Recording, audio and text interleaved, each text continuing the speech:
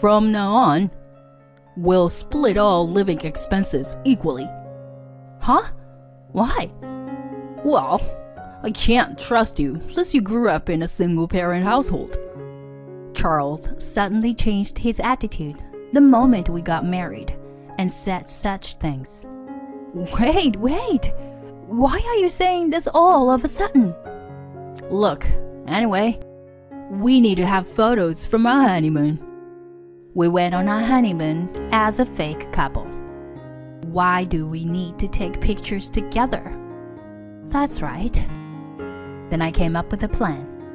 If you insist on having photos, then I have a condition too. My husband turned pale after hearing my statement. Don't joke around like that. My name is Lynn, a 29-year-old office worker. I'm currently in a relationship with someone. His name is Charles, and we were classmates in university. We were in the same seminar group and worked on assignments together. Although we didn't develop a romantic relationship during our student days, we occasionally went out for drinks and maintained some interaction after becoming working adults. But due to our busy schedule, there was a period that we didn't see each other for a while. During that time, we reunited at a mutual friend's wedding. After the wedding reception, we went out for drinks together, and the conversation was lively and enjoyable. Since then, we started meeting regularly and even started meeting on weekends. As we went on more dates, we officially became a couple. I never expected that we would transform from friends to lovers like this, so I was surprised by this development. But it was easier because we already knew each other to some extent. From then on, our relationship continued smoothly. He, being a seasoned adult in terms of dating experience, took the lead and provided a reliable support. He came up with various date plans and took me to different places. I felt like this was different from anyone I've dated before. No one has gone this far in thinking and caring for me. That's why I gradually became more attracted to him. I thought we could go on a little trip today. Huh? Now? It's already after work. And it's 6 p.m. Yeah, but I was thinking of going for a drive today. Oh, okay. I understand. Let's go then. I didn't understand his intention of spontaneously going on a drive on this evening, but I still got into the passenger seat as he told me to. We enjoyed the drive together, listening to songs from our school days and talking about work. After driving for about 2 hours, he parked the car in the parking lot. Charles, what's wrong? Do you need to use the restroom or something? When I asked that, he smiled and said, "Just wait a moment." And then, 10 minutes later, beautiful fireworks suddenly lit up the night sky right in front of us. Wow! Fireworks? Amazing! Actually, this place isn't well known. Since we're here, let's watch it outside while feeling the night breeze. Yeah! He and I got out of the car and watched the fireworks, beautifully bursting in the sky. There was no crowd, and it was the first time I had seen fireworks this big and beautiful. Charles, it's amazing! Did you know about this hidden spot? Sort of. I researched various places because I wanted to come here with you, Lynn. Huh? For me? Yeah. And so, Lynn, will you marry me? Huh? I need you in my life. Amidst the continuously launching fireworks, Charles proposed to me. I was simply astonished by this romantic proposal. At the same time, my heart started pounding rapidly, and I realized that this was real. Of course. My answer was a resounding yes. I'm so happy. I look forward to our future together. And And just like that, we decided to get married. I immediately informed my parents about it. Huh. Lynn is getting married. Well, that's surprising. Dad, that's kind of rude, you know? Well, that was a joke, but it's really a joyous occasion. Yes, it's wonderful that our only daughter is getting married. Lynn, congratulations. Thank you, Mom, Dad.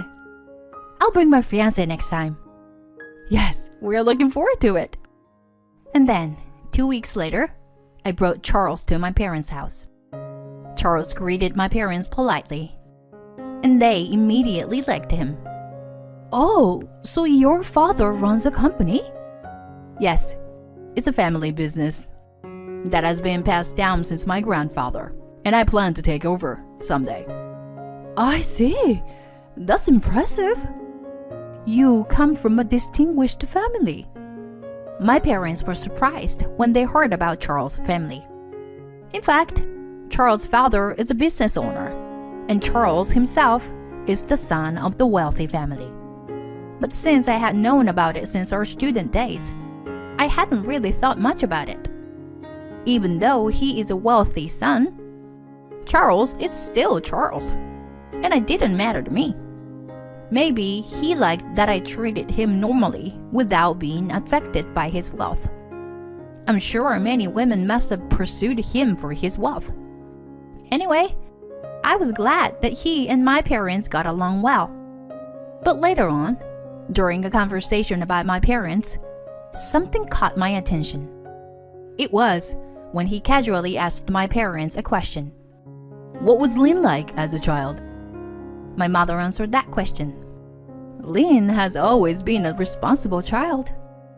When she was 5 years old, I divorced her previous father and raised her single-handedly. She always helped with household chores, and it was a great help. I was happily listening to my mother's words of gratitude. But Charles, beside me, had a surprised expression. Huh? Lynn? You grew up in a single-parent household? Yeah, I guess I didn't mention it before. My current father became part of the family when my mom remarried while I was in high school. I wish you told me such an important thing earlier. Oh, I'm sorry. He had a slightly displeased look, and an awkward atmosphere filled the air. But I treat Lynn as if she were my own biological daughter, and she also accepts me as her father. So, it's not much different from a normal family. My father's efforts to mediate seemed to calm Charles down a bit. However, I was slightly surprised by his attitude. Could there be some problem with the fact that I grew up in a single-parent household? Maybe he's concerned about those aspects because he is a wealthy son? If that's the case, I worry that his parents might oppose our marriage. With those concerns in mind, I went to his parents' place to introduce myself and pay my respects. Nice to meet you. My name is Lynn. Nice to meet you too. Charles' parents weren't particularly friendly, but they didn't say anything to me either. The marriage greetings went smoothly. Well, Lynn, good to see you. Take care of Charles from now on, please. With those words from his father, the greetings quickly ended. It was all too abrupt, and I was taken aback. Afterward, the meeting between both families ended quickly, and Charles and I decided to get married. We had our wedding ceremony, and our married life began. I had some slight anxieties about our first time living together, but I was more excited. However, something unexpected happened right after we moved into our new home and started living together. My husband suddenly said something like this. So, our married life has begun, but I have one condition for this marriage. Huh? A condition? From now on, we'll split all living expenses evenly. Huh? Why? Although I also work, I was a bit surprised by his sudden request. I thought that as a married couple, we would share our finances together. I don't want you taking away my assets if something happens. Charles? Why would you say something like that? Well, I can't trust someone who grew up in a single-parent household like you. To my surprise, my husband's attitude suddenly changed the moment we got married. And he said such things. Wait. What do you mean by that? People who grew up in single-parent households and poverty might have ample opportunity to target my assets, right? I can't trust you, so we'll split the living expenses. That way, you won't have any chance to take advantage of me. But that's... I was taken aback and bewildered by my husband's sudden harsh words. In an instant, my feelings towards him began to fade. Furthermore, even though our married life had just begun, he hardly came home. He would return late at night every day and not even touch the meals I prepared. So I started doing only my share of the household chores. If we are splitting the living expenses, then we should also consider dividing the food expenses. I felt resentful about going out of my way to prepare something for my husband. It seemed like he didn't care at all when I only did my share of the household chores. It didn't take long for our conversations to dwindle to nothing. We were merely living together under the same roof. Can we even call this a marriage? I became incredibly sad day by day. I'm sure my parents would be devastated if they knew about my current situation. They believed that I would be happy after getting married. So I felt terribly sorry for putting my parents in this situation. It hadn't even been 2 months since we got married. And yet, why did we end up in such a cold and distant relationship? What did my husband intend when he married me in the first place? While feeling unsettled, I went through each day. I focused on my work and tried not to think about my husband. But then, one day, out of the blue, my husband mentioned going on honeymoon. Huh? What's with the sudden decision? You're treating me like a stranger. So what's the point? As I muttered to myself, my husband spoke. Going on a honeymoon is just a formality. As the son of the company's president, I have to let my colleagues know that we went on a honeymoon, right? What? What's that about? Just worrying about what people think? Shut up. As the next CEO, I have to consider many things. Well, it might be bothersome for you, who's just after my assets, right? Provoking me like that, my husband continued. Fine, I'll go. But you'll cover the expenses. Huh? Why? Why? Because I'm not interested. That's why. Since you were dragging me there against my will, at least cover the costs. Huh. Fine. I guess I have no choice. And so, I ended up going on a honeymoon with my husband, completely unenthusiastic about it. Our destination was Tuscany.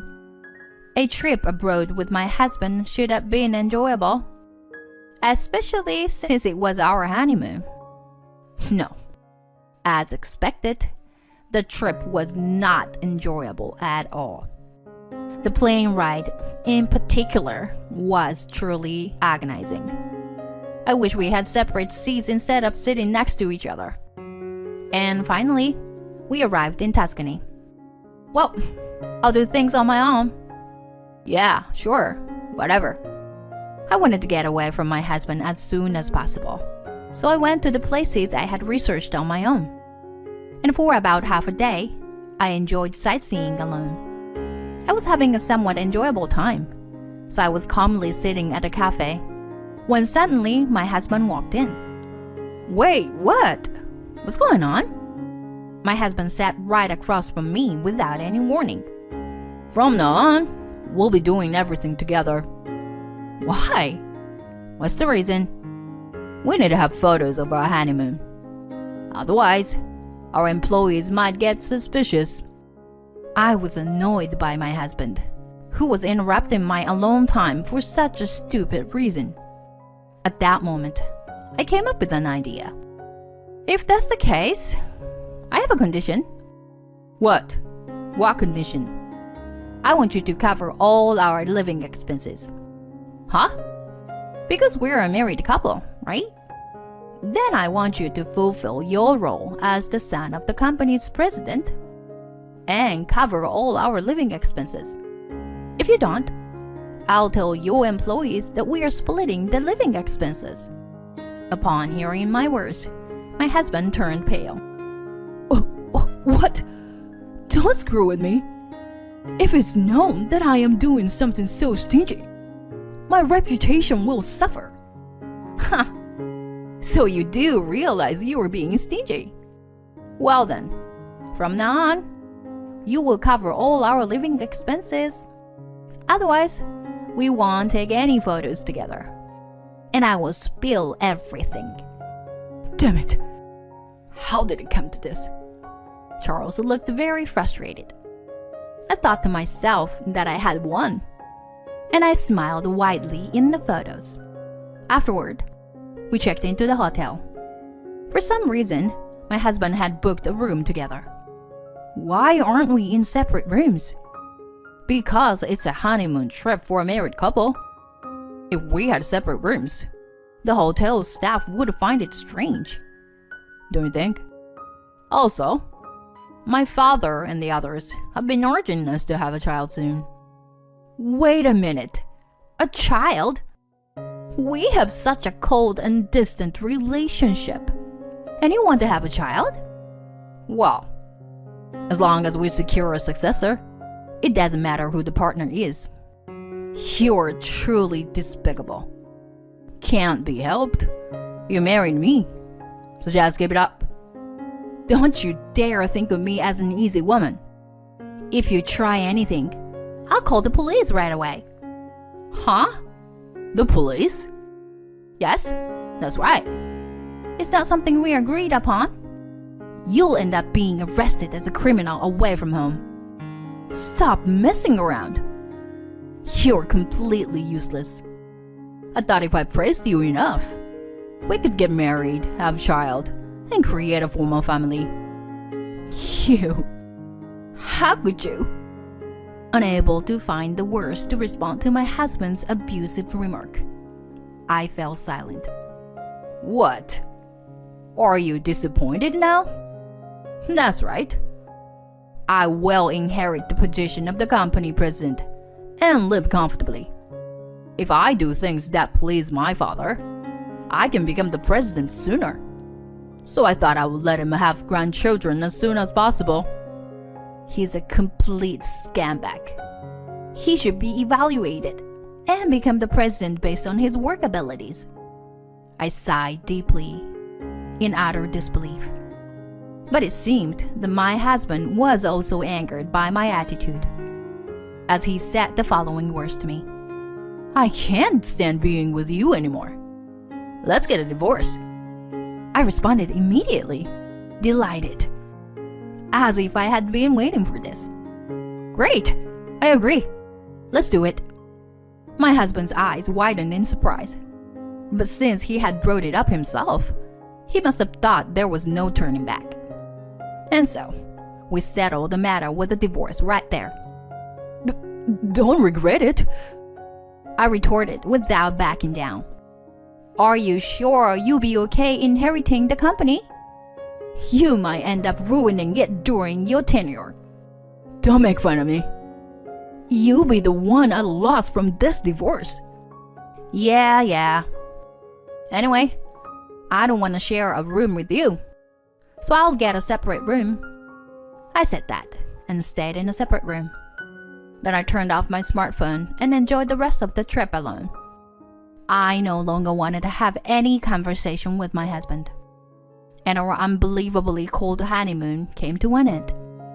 As soon as I returned home, I packed my belongings and left the house immediately. Do you have to leave in such a hurry? I just don't want to be with you a moment longer. I can't pretend that you didn't say all those hurtful words to me. I left those words behind and left the house where we had lived together, returning to my parents' home. On the way, I went to the municipal office and submitted the divorce application. When I informed my parents about it, they were surprised and furious. But at that time, I had already come up with a certain revenge plan. A week later, I received a bunch of phone calls from my husband. Hello? What's up? You... Are you kidding me? Everyone at the company knows about our breakup. What did you do? And my father personally handed me a pink slip. Oh dear, that's unfortunate, isn't it? It seems that the audio file had an impact. Audio file? What do you mean? Well, actually, Yes, I had recorded all the conversation with my husband during the trip. I was certain that his bad personality would eventually surface. And as I expected, he kept making offensive remarks throughout the trip. So I recorded it and sent the data to his workplace. In no time, the audio data became a hot topic within the company and even reached the ears of the president, who was his father. My husband was quickly dismissed and cut off even by his own parents. What am I supposed to do now? Abandon my family? Lost my job? Well, in that case, why don't you go to Katie? Huh? Oh, you didn't think I knew about your affair?